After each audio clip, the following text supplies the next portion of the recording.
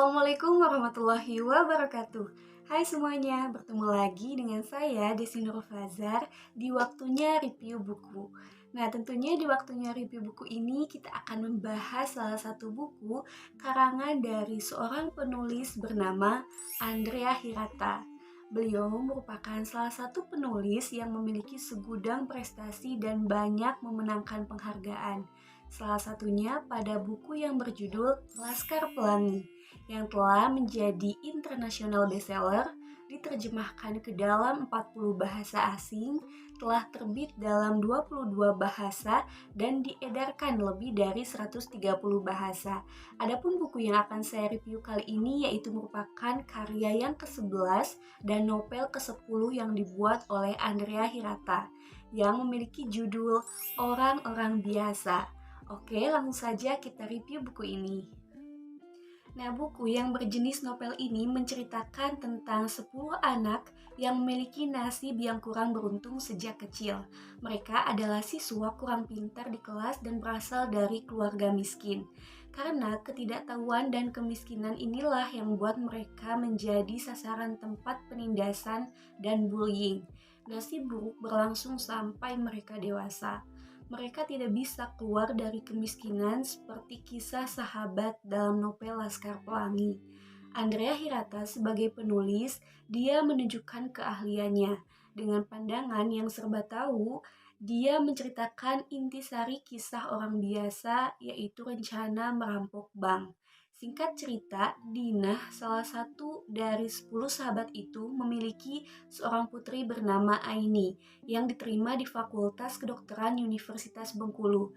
Tentu saja biaya kedokteran itu sangat mahal. Demi membiayai sekolah putri Dinah, 10 sahabat ini sepakat melakukan perampokan bank.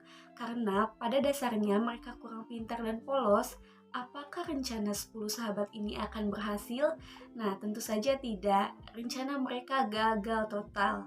Cerita dalam buku ini menggunakan sudut pandang yang ketiga dan menggunakan alur maju.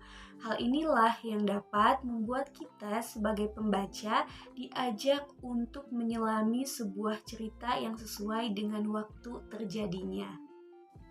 Nah, di dalam novel ini dikemas dengan bahasa yang sederhana dan mudah dipahami. Karena tidak banyak menggunakan majas, banyak poin yang menarik bagi kita sebagai pembaca, salah satunya yaitu terkait pelaksanaan karnaval peringatan Hari Kemerdekaan dengan pasukan yang hanya mengenakan seragam dari berbagai profesi. Saya setuju dengan pendapat penulis jika karnaval sebaiknya mempertontonkan nilai seninya, sedangkan hal tersebut terkesan membosankan dan kurang menonjolkan nilai seninya. Akan tetapi, hal tersebut juga terdapat sisi positifnya seperti ikut meramaikan peringatan kemerdekaan dan memperlihatkan berbagai profesi yang ada.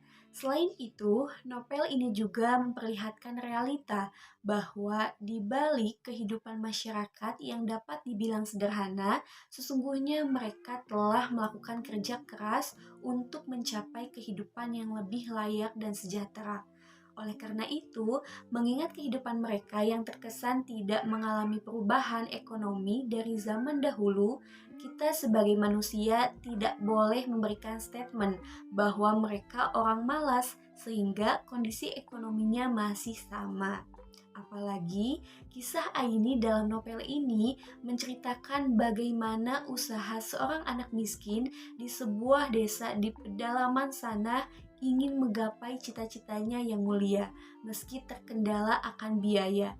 Jika kita menilik kembali kisahnya, Andrea Hiratas akan bercerita bahwa kisah itu menggambarkan tentang pendidikan di masa sekarang, di mana seseorang terhambat menggapai citanya karena biaya gitu ya, serta bagaimana seseorang dengan gigih belajar meskipun banyak keterbatasan yang dimiliki.